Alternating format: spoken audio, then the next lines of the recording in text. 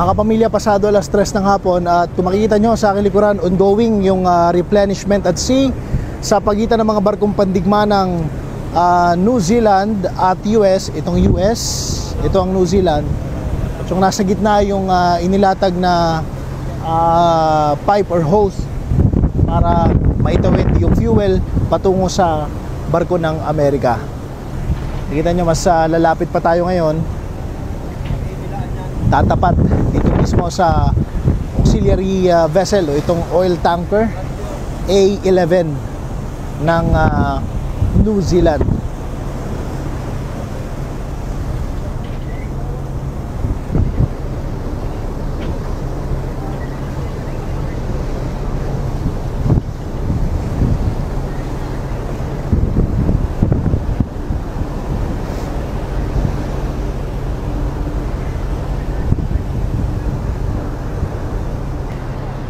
Nasa tapat na tayo nitong oil tanker ng New Zealand.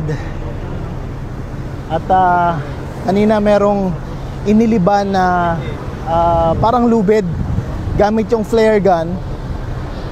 So pinaputok nila papunta rito sa kabila. Ayun. Ganun din yung gagawin dito sa BRPO sa Rizal. So pakita ko sa inyo, ganyan kalapit. Approximately mga 50 meters itong layo natin mula dito sa oil tanker ng New Zealand. Challenging lang talaga tong replenishment at sea kasi unang-una tumatakbo yung parehong barko habang ginagawa yung pagsasalin ng fuel. Pangalawa, lalo na kung medyo rough or hindi kalmado yung dagat. Nakikita natin ngayon hindi ganun kakalmado eh. Ito naman yung Australia. Sa likod lang sila.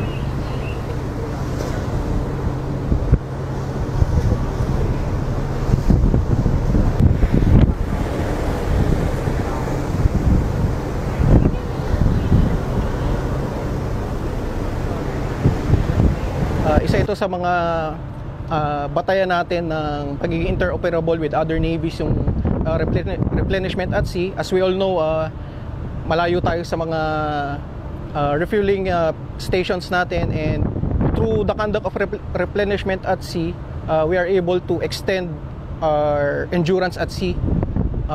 Hopefully we will be doing more of this in future endeavors with them. At mula rito sa West Philippine Sea, Jesse Cruz at ABS-CBN News.